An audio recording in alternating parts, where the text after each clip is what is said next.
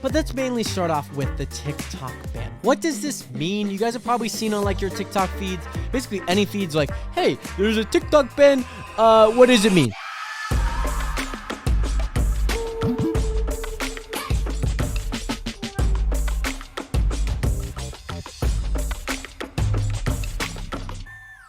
I cannot explain, Nationers, how excited I am to be back on the Realist Podcast.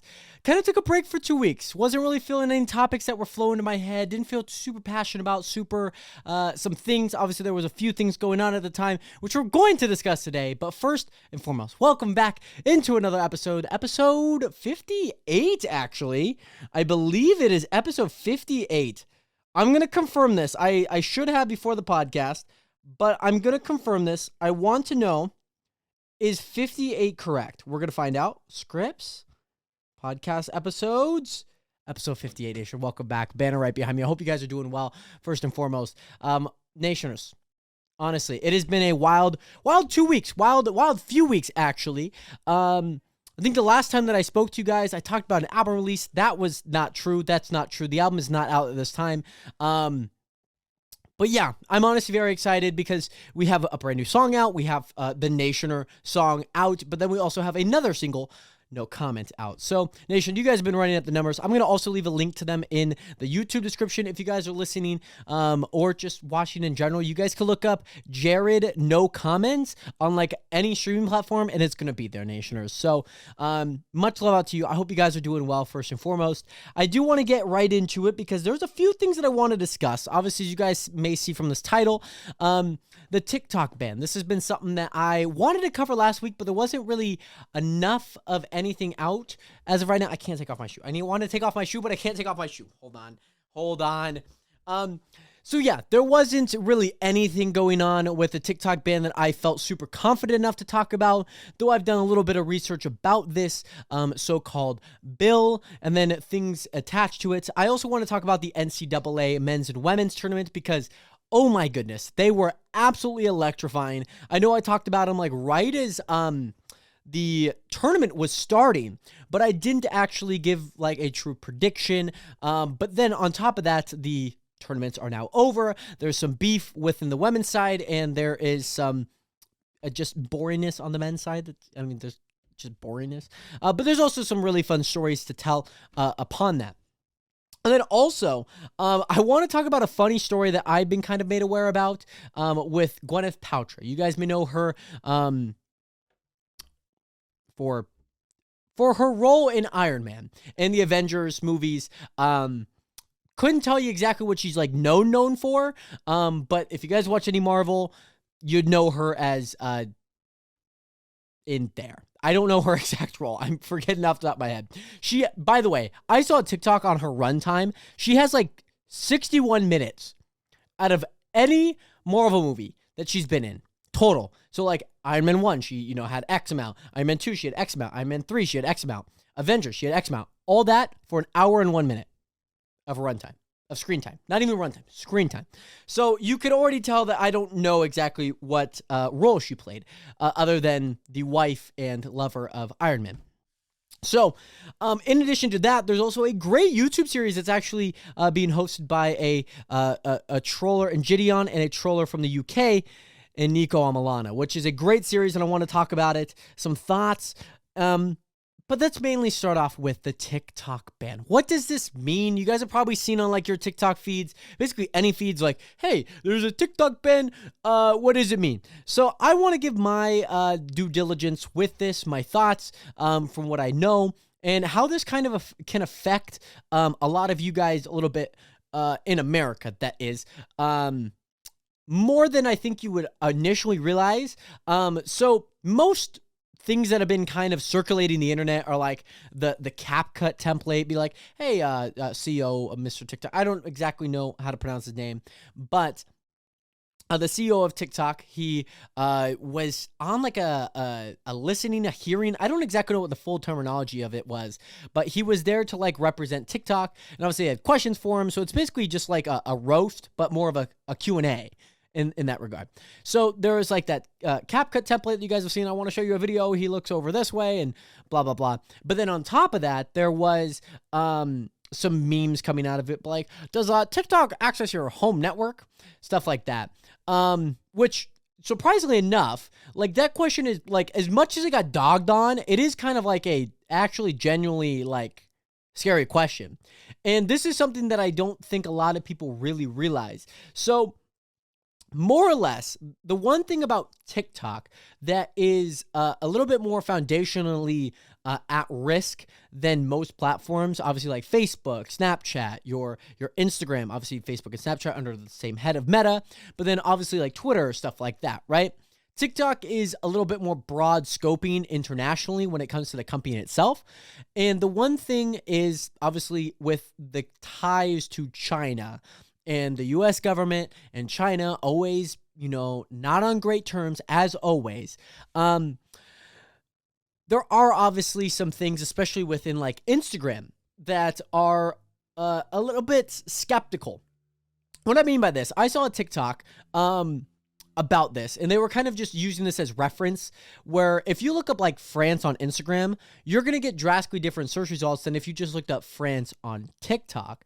And the one thing about it is more or less like the idolization of something else, or the pureness of, in this case, France. France is obviously going through a wild riot period, but nobody in America or probably even in other countries know about this, right? We don't know about this because we don't live in the area. We are not from that region of the world. So to us, when we look up France, I'm going to look it up right now. I'm going to look it up right now on Instagram.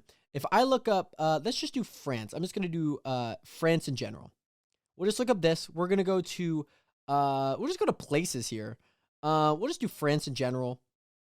So as of right now, I don't know. These are like tops. I'll just go to recents just to give it like a pure status instead of like top, where you're going to get a lot of that, traction and whatnot. Now, I don't know why nothing's going. I swear that there should be posts when it comes to France. I'm going to look stupid unless it's like the wrong France. There's still like plenty of posts. So like somebody's like flexing their hamstrings. Somebody's just doing like a thirst trap. You got a painting. You got like this guy's passport. You got somebody showing off fashion. You get a dandelion. You're getting, I don't even know what this is. Oh, this is like Life Hacks 101. Put a shrink wrap on the side of your fridge so you could shrink wrap stuff. Okay, cool. That sounds pretty cool. Now let's go over to TikTok, where this is probably going to be drastically different. And this is literally me doing it live. I'm going to look up France. And the number one thing, this is as of like 2 weeks ago. France, we have a guy, the TikTok ban. We have a guy, France protests. France is in crisis, and while some were filmed, wine drinker relaxes. French workers protest rage. The streets of Paris are filled with garbage and burnt debris. Yeah, different stuff like this. Like, obviously, you're going to get like one post every so often. This is Vice World. This is Vice, like a big news organization. Like, protests in Paris are eating in style because of course they are. They're doing like baguettes and like salads. In case you were wondering, these are like 2 days ago. French retirement protests explained. Lyon, France. Somebody getting sprayed with a hose. Robin Hood hits France. I don't exactly know what that means. I'm assuming because it's in quotes, it means like the character. And so, yeah, there's obviously a lot of people discussing France in a different way on TikTok. Now, the one thing about TikTok that I really like is that we are able to get information like this. Because one thing that Instagram, especially Instagram, really likes to do is more or less have that like, oh my God, it needs to be like perfect. It needs to be like super great, right? And everything needs to be aesthetically looking sound. Whereas like on TikTok, you're going to find a little bit more, raw stuff. Now, it's not like WikiLeaks or like any kind of like website you probably are going to find like a disturbing video on, right? It's not anything like that. Whereas this case, there is a drastically different control. Whereas like Instagram, which is housed in the US, as well as like Facebook, you're going to not find that information right away. You're going to have to like dig for it. You're going to have to find accounts that primarily talk about this stuff. So it does kind of become a little echo chambery and kind of a little dream state. And so like TikTok, the one security risk, especially for the US, is trying to keep that not so much like that, where people can easily access stuff like this. Whereas like, come on now. Sorry. Um, so there is that side of it, but then there's also like a security risk, where in this bill that they're proposing, and this is where I want to kind of leap in with the home network. This representative, senator, whatever their title is, he had mentioned about like does TikTok, the app, access your home network? And now this is just a preliminary question. This is just like asking, like, did you make your bed today, right? Did you wake up, okay, right? Did you drink like a glass of water, right in the morning, right? Just preliminary question. Did you eat breakfast? Of course, right? So that's just like a foundational question, because with home networks such as ones you have in your house, especially like if you have an Alexa, if you have like a TV hooked up to the Wi-Fi, hooked up to your internet, everything runs through one power system. Just take it, for example, like, let's say you have like 16 outlets going into an outlet, right? Everything streams through that one outlet, right? That is your home internet. And in this case, with TikTok accessing your home network, are people, especially over in China, are they able to access other data that is from your other devices, right? So this kind of also tags along to the lines, like, let's say I'm casually talking about having a baby shower, right? Or I want to get back into the gym, or I want to find a new hobby, or I want to go hiking, I want to go traveling to this place.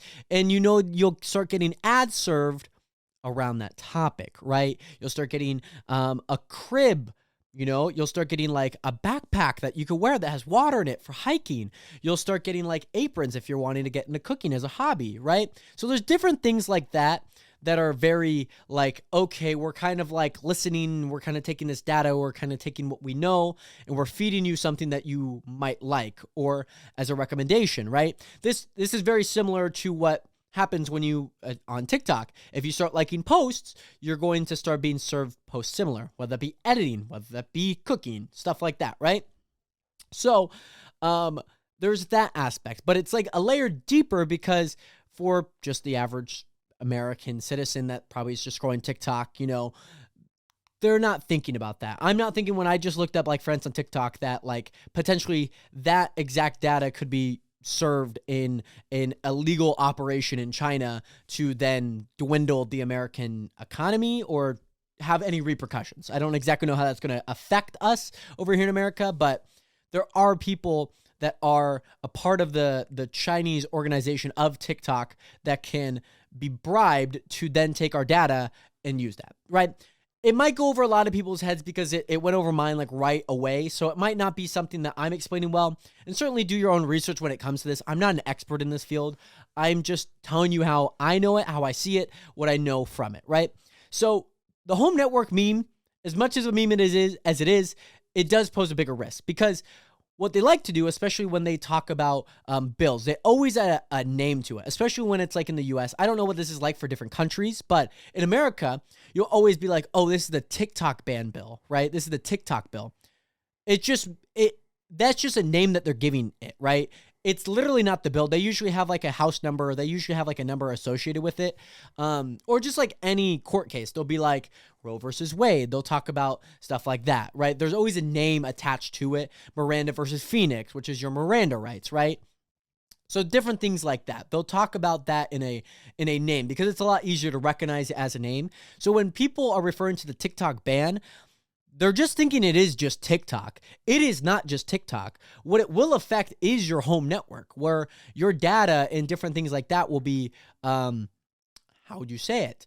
I don't exactly know how to prescribe this, but what I mean by it is that it will affect more than just TikTok. It will affect your different devices throughout your house, whether that be your phone, whether that be your TV, whether that be like your home portal, your Alexa that you may have, your Google Home, different things like that, where your home network is on a centralized network in your internet, and different companies and different entities can kind of grasp onto it, right? So there's different things like that. It is kind of like boring in the grand scheme of it. It is a little bit scarier than I think people initially thought. They're like, oh, it's just TikTok ban. Whereas like universities, especially in Florida, they recently just banned TikTok from the university. You could still use it off campus, but like if you're in the university using their university Wi-Fi, you can't use it. Like in high school, what we had when we were in high school, our freshman year, you couldn't use Snapchat without a VPN. So like you literally couldn't use Snapchat. You literally couldn't use like certain apps, right? And this is just like basic stuff. Literally just basic stuff, right? And now I think that was a little bit different where that's not a security risk. That's more of just like, we don't want you on Snapchat, right? So there's that. Then on top of that, there's really not much more. I don't have anything else. I just want you guys to know what I know, what this could mean for you. Obviously, for anyone young, this is just like, I guess TikTok's being banned. That kind of sucks. Just like when Fortnite got banned on the App Store. Very similar process, of course. And so, yeah, there's a lot of different things that I think are at risk than I think most people are giving it credit for. Now for the tournaments, Nationers, something that I'm really excited about. I watched pretty much every major game going into some of the final series of the NCAA men's and women's tournament. I'm very passionate about basketball. I love basketball. It's one of my favorite sports. I love watching it. I'm excited for the NBA playoffs, which are about to come up this Tuesday. So I kind of give my thoughts on these first few play-in games, and then of course, obviously the implications that matter when it comes down to the whole series. So NCAA, NC Men's Tournament, March Madness, it's a huge thing. Not a lot of people actually outside of America actually know that this exists. It's a huge tournament where they take 64 teams who won their conference title in D1 basketball, and they put them head-to-head. They rank them, obviously, seed-wise. I don't know how that works, but they rank them. Obviously, the best in the country is going to be number 1, and they rank them down through 16. They also have play-in games for these as well at 11 and 16. And then on top of that, what they have is different regions. So just like anything, there'll be a certain region that plays in a certain area for rounds of 64 and 32, and then they'll move over to 16 and 8 into a different region where they close down that gap within other regions on the left or right side, and then beyond that, they go to 4 and 2 where they play at a central location. So that's how the tournament works, and there is some pretty big upsets. Purdue, which is ranked number 1, not only in the nation, but a part of this tournament as well, they went down. They went down very first game, which was huge. I talked about this in last episode, that is. And then on top of that, there were some pretty big upsets, like Alabama had lost, which is a pretty big team. Houston had lost, which is also very big. Texas, which was a great team, went down. The Gonzaga Bulldogs lost to UConn, who ended up winning the entire tournament on the men's side. Now, there's always a good Cinderella story. Florida Atlantic University was a underdog 9 seed, which is kind of like a little upwards on the middle of the pack, right?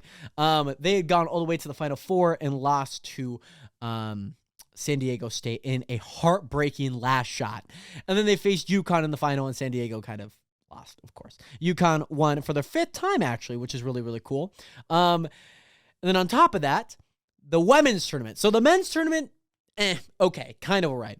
The women's tournament, however, you have Caitlin Clark, you have Angel Reese. You also have some studs like Aaliyah Boston at South Carolina. You also have like the Cavinder twins at Miami, who also made a run for it. You have Haley Van Lith, who actually just let's talk about her transfer portal. Transfer portal in what is it? When it comes to college, is very similar to like free agency in any professional sport. So there's kind of that. So you have some studs on the women's side, obviously people who bring eyes, but what I mean Caitlin Clark is like possibly the biggest impact to like women's basketball from a viewership standpoint. Like, I mean it, because like the average for a lot of these games were like 3 million going in, but like any Caitlin Clark game had like 2+ on top of that. So, there was a Final Four matchup between Iowa and South Carolina on one side, and then they had LSU and Virginia Tech on the other. Virginia Tech and LSU had about 3.2 million viewers. Iowa and South Carolina, however, had 5.4 million viewers. So like 2+ million on top of that. Did I say 3? I meant 2. 2+ million on top of that. So obviously huge numbers. And this kind of goes all the way through the tournament. Now, for one thing, Iowa, they're a pretty short team. They do not have much defense. They're a pretty short team. They live and die by like the 3-point shot, right? They live and die from their shooting, right? And staying out of foul trouble because their bench is like, I don't know, like 7 players in total. They have 5 on the court, like 2 or 3 on the bench. Most of the teams that they go against are already at a deficit right away. Now for Iowa, beating South Carolina, who was on a 36 or 42, one of the two. I think they won 36 games this year and then had also won some last year. So it was 42 game win streak. They had then lost to Iowa, which was huge. Now, I said if Iowa or South Carolina, whoever gets through, they win the tournament. This is not true. Iowa went through. They lost to LSU in the championship game. Now, LSU, they have a great team. Now, there is a little bit of something that I think a lot of people called out as either if you can't dish it, if you can't take it, don't dish it, or if you don't dish it, stuff like that. And then others calling it disrespectful, unclassy, different words like that, right? So I don't think I've ever heard somebody ever use the word unclassy to like define anything in their life. So that's like one thing I was like very confused about. Like I've heard the word disrespectful before, but like unclassy just kind of puts it into like a different ballpark. It just didn't really make any sense. So I was made aware of just like a celebration that Angel Reese had made, which was also a celebration that Caitlin Clark had made. Now you're thinking, well, that's fair. They've also done a celebration that is basically the same. It's the John Cena, you can't see me, right? Now for Caitlin, she had made a shot. A team had called a timeout. The opposing team had called a timeout. She then looks to her teammates who are coming from the bench because they called a timeout, and she just shoots her 3. They call a timeout. She looks at her bench, does this, right? That's just, in my eyes, more of a celebration, right? That's a celebration just in general. That she's not like looking at any of her other teammates or any of the other opposing team and like doing that, or like right up in her face and doing that. So there's that side of it. Now, there's another side of it that Angel, like I said, also does the same celebration. Now, I don't mean to like set it up to mean like, oh, like you're just trapping her because, Caitlin did it to her teammate, but Angel had done it actually to Caitlin, right? Now, I don't mind if like someone just in general, like did that to like another person, just another competitor on the court, right? And just did it for like that, right? That happens all the time in the NBA. That happens literally all the time. People will flex. People will be like this. People will be like too small. That's perfectly fine. Now, what I do believe, in addition to this, there was also a celebration being like, yeah, I'm getting a ring, which kudos, you got a ring. That's obviously fantastic, right? Klay Thompson is somebody who does this a lot. He'll always count out his rings. He'll always be like, I got 4, right? That's perfectly fine, right? No issue with it. Personally, whether or not you have like a personal issue with this, if you know much about the situation, but there is some part of it that is inherently disrespectful when it comes to this one video that I was made aware, because I thought this was just like turn, boom, boom, right? Literally like no more than 3 seconds. Now, this also comes at a timeout where Iowa is advancing the ball. They call a timeout, but they're both on opposite sides, so they have to cross paths. Now, Angel, on her side of things, she is following Caitlin Clark for what at most is 15 seconds, right? Like 10 seconds probably in real time, but like from video, it just feels like 15 seconds, right? She is following her, one side to the other, doing this, trying to get her attention to obviously either poke a reaction or just get her to see it, right? And then obviously when she does this, feels like Caitlin had looked, she then does this. So this is what we see, but in reality, from all the other videos that have, surfaced on Twitter, which any media outlet is not going to show. No one is going to show this because not only does it look bad for the narrative that they've intentionally or unintentionally created, it does not look good in general, right? No media is going to be like, oh, well, this is wild, like a House of Highlights or like a media. Like, I'm not talking about like CNN, like Fox, like that, or just like ABC, whatnot. I'm talking about like Instagram, you're getting a reel that pops up, right? This is like, I had to dig through like Twitter replies for this, right? Now, to say that like that is unclassy, that doesn't really make any sense. Like, when I think of the word unclassy, I'm thinking about like somebody who is like eating with their hands at like at a fancy restaurant, right? Now, I think a lot of people kind of took the race side of it, whereas like Caitlin did it, Angel did it, but you have a problem with Angel doing it. The issue is not that Angel did it, it's how she did it, right? Now, Caitlyn looked at her bench. She did it to her own teammates as kind of like a celebration, whereas Angel is following someone, aka Caitlyn, and doing that exact same thing for what is 10 plus seconds. That's the issue. It's how you did it, not what you did. So all in that, like, let's say Angel did it first. She looks at her bench like this, perfectly fine. Let's say Caitlyn is now Angel, ha ha ha, I got a ring, for like 10 seconds just following her, trying to like get her to look, right? Then Caitlyn is now in the wrong, right?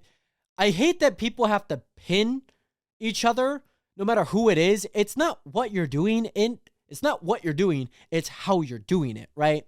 I have an issue with how you're doing it. You know, just like, let's say your friend is like dealing with like, you know, a relationship, you know, and they're saying a few things, you're like, whoa, like what you did is wrong, but also how you're dealing with this is also wrong, right? There can be different layers to it. And for a lot of people, especially when it comes to like Instagram and any social media, especially Twitter, it does come with a lot of noise. A lot of people just get kind of caught up in their own ways. And I think a lot of people don't really realize that like there is still a middle ground to this. Like, let's say if it were any person, right?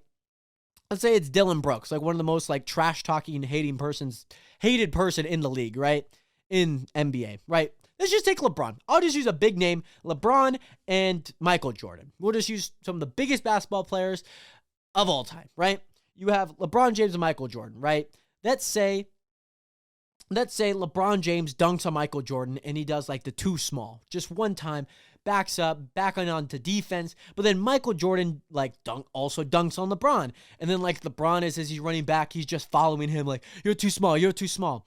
There's also still disrespect in that, right? It's not, I mean, whether or not you think that is unclassy or whatever that word might mean to you, it is still just disrespectful, right? So all in all, that's my thoughts on that whole situation. I don't think it is as serious as people need it to be. Like, yeah, what Angel did was disrespectful just because of how she did it, not because she's black, and it also was to a white girl in Caitlin Clark, right? That's not the reason why people are mad. Surely there probably are people that are like, oh, God dang it, Angel Reese, you know, and whatnot. But there is still a side to it where it's like, if I were to take scenario 1 and scenario 2 and attach no names and nothing to it, I guarantee you, like 99 out of 100 times, you'd be like, that is disrespectful, right? So like, I hate that people always put like these labels onto each other. It's super annoying. I don't like it. It's just wishy-washy. It's just water under the bridge, right? So obviously, I hope that you guys can realize where I'm coming from when I see this as a avid basketball lover and obviously an athlete myself. But then on top of that, just annoyed with how people cover things and obviously the noise that comes with it from just general people in the comment section. So there's all that. But there is, I have to change the, camera. But there is also another really interesting topic that I really wanted to talk about. And this is Gwyneth Paltrow's skiing accident case. So there is this guy. I don't remember his name. I should have wrote it down, but I did not. We're going to call him Jordan. Jordan is apparently suing Gwyneth Paltrow for damages, liabilities of upwards to like $3 million, which I think has been lessened to like $500,000. I don't exactly know the full total, but he's suing her for a ski accident. And obviously it's a ski hill. There's a lot of things that come on a ski hill. There's going to be injuries. There's going to be accidents. People are going to crash into each other. This is very common, but what he is claiming is that it was negligible, whether she was on her phone or intentionally kind of ran into it. And obviously, when you're on a ski hill, you are responsible for the people in front of you, right? You have to be skillful enough. Obviously, not everyone's skillful enough. It happens, right? And now, I don't know Gwyneth Paltrow's like ski experience, right? I don't know that. But what I do know is that this guy is suing her for an injury that he sustained through this. Basically changing his life, right? He became an introvert. He became a shell of himself. You know, he's kind of dealing with delayed responses, some type of disability from that, right? Now, Gwyneth Paltrow is countersuing, which is very common, especially when it's just a head-to-head, he said, she said, right? And so this and that. Oh, there's food. Oh, I think my mom went back to the grad party. Once I'm going back to a grad party that was at. So on top of that, she's countersuing, which is very common, like I mentioned, and she's countersuing for $1. Just $1. Now, as much as like $1 and as funny as it is, this is common, especially for people that obviously make a lot of money. They don't really need their money, right? They don't need somebody who is making or just has less money. They don't need to be like, I'm going to sue you for the equivalent, which some people just do it as like I guess in my eyes is a dick move, but it's like, hey, you're on the wrong. You're going to sue me for this much, so I'm going to also sue you for that much. So it is kind of like a suing bullying battle, which a lot of people do. But on top of that, she's suing for $1. And, but on top of that, she is having this guy named Jordan, who I'm just using as Jordan again, for any legal fees that she has to pay. Lawyers, different things like that, right? So all in all, this trial brought some really funny moments. Both lawyers, Jordan's lawyer, defense lawyer, is like a big Gwyneth Paltrow fan. So it is really funny to see her having to ask Gwyneth Paltrow about an incident that happened in 2016. Now, for her attorneys, Gwyneth Paltrow's attorneys, they also look like they were on a skit for SNL, because guaranteed, like, they just like were like, okay, I guess we're acting as lawyers this week. And then they had to go learn the law within like a day, right? They had to go learn the script. They're like, here's the basics. Here's what you need to know. Objection, right? Like different things like that. Like they were hilarious. Like all three of these lawyers, Gwyneth had two, Jordan had that one offense attorney, and she was a wicked Wild West of just funny moments. And in general, this whole court case was just like clowns running around, just trying to see like who's the funniest clown, right? So on top of that, you know, all the money aside, all that, there was one point where, obviously, when this guy's saying, like, hey, like, I've become kind of a shell of my person, I don't really feel adventurous, obviously, I'm dealing mentally, you know, just not right, and so basically, Gwyneth is saying that he hit her, and then this guy's saying that, that she hit him, right? So, all in all, again, it's a he said, she said, but on top of that, that whole point where he is like, I've just kind of became like less of myself, right? Just what I do mentally, physically, emotionally. So the attorney for Gwyneth's side pulls up like Instagram photos, Facebook photos of this guy as evidence, being like, oh, you went parasailing, and also you went on a Outback adventure, and you also did this. You also went on a roller coaster at Disneyland. Are you really telling the truth? Like, that's basically it. Are you really telling the truth in saying that you are a shell of a man? And this guy was like, you know, he was fiddling around with his height. He was fiddling around with his weight.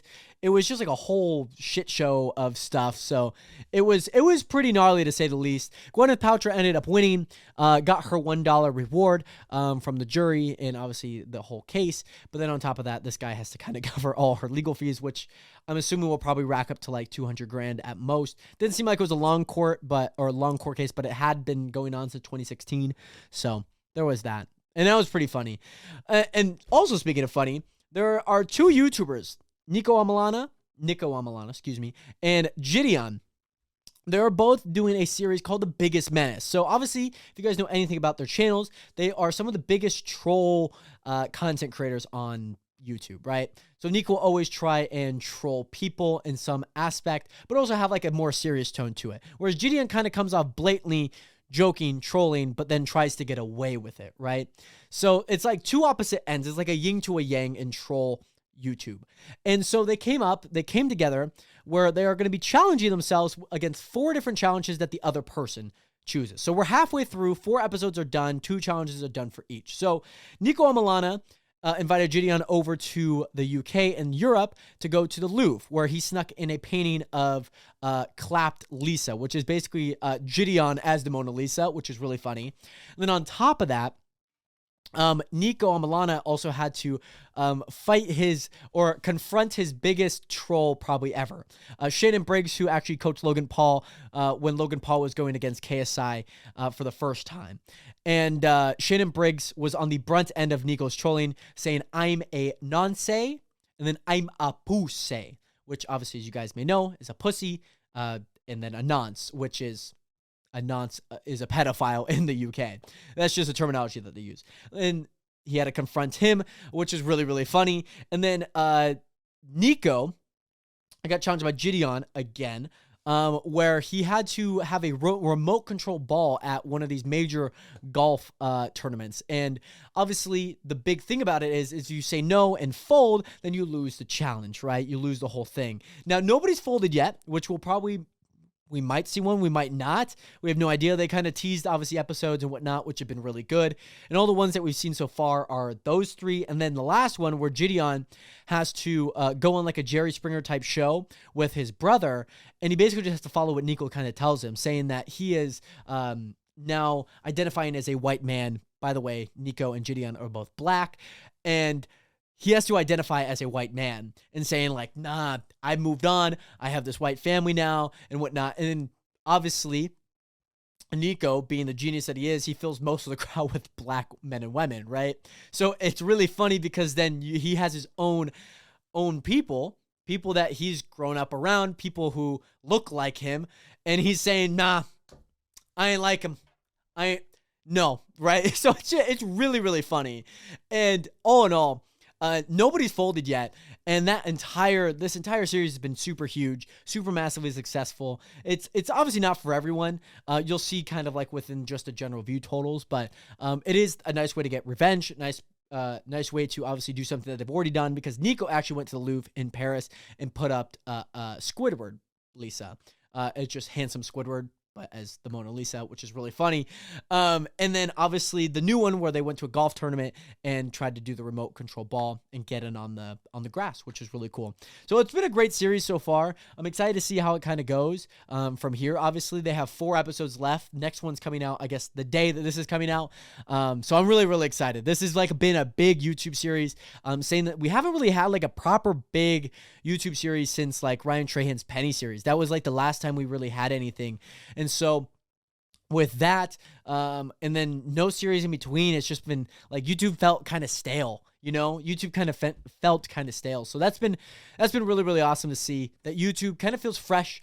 No drama, luckily. There's been no drama. There's been a few things, obviously. Mr. Beast has gotten a little bit of drama, but I've talked about him enough. You guys have probably seen it. But overall, Nationers, I'm going to go enjoy some food at this grad party. I love you. Thank you guys so much for watching episode 58 of The Realest Podcast. Remember to hit that subscribe button. Leave a like if you guys enjoyed, or a review if you guys are listening on audio or any of those platforms. I love you. I appreciate you. Banner right behind me. Episode 58. Jared Hathaway, 07. Signing off. Peace.